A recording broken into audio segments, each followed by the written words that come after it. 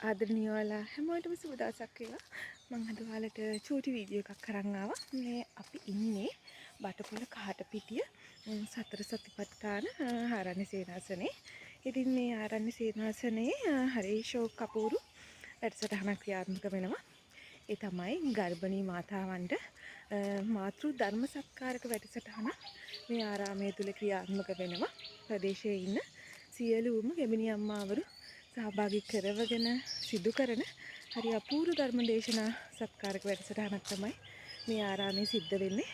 ඉතින් ඔයාලටත් පුළුවන් බටපොළ පැත්තට එන වෙලාවක හරි මේ පැත්තෙන් ඇවිස්සන්න එන වෙලාවක හරි මෙන්න මේ වැඩසටහනට සම්බන්ධ වෙලා ඔයගොල්ලන්ගේ දාන දායකත්වය මේ ආරාමයේ වැඩ කොටසට සම්බන්ධ වෙන්න හරි අපූර්ව වැඩසටහනක් කියලා ක්‍රියාත්මක වෙන්න කියලා මට කියන්න පුළුවන්.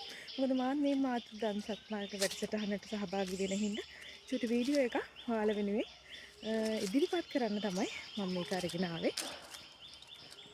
බුදුරජාණන් වහන්සේ පෙන්නනවා කෙනෙක් තුල කරුණු පහක් වැඩිලා නම්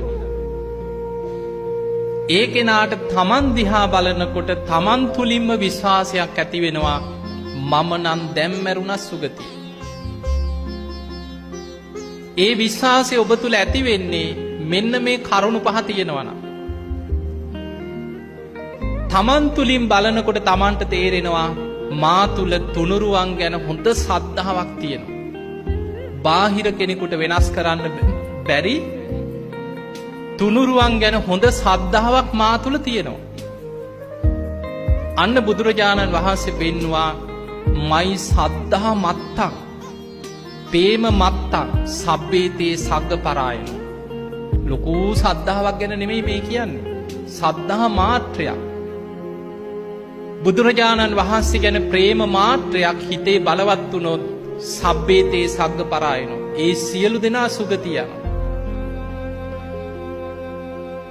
එහෙමනම් කෙනෙක් තුල තුනුරුවන් ගැන සද්ධාව බලවත් වෙන්න තමන්ට තමන් ගැන විශ්වාසයක් උපදිනවා මම හොඳ සද්ධාාවක් ඇති කෙනෙක්. මම ධර්මයෙන් ආරක්ෂාව හදාගත්ත කෙනෙක්. මම දැම්මැරුණා සුගතියේ කියලා තමන්ට තමන් ගැන විශ්වාසයක් එනවා.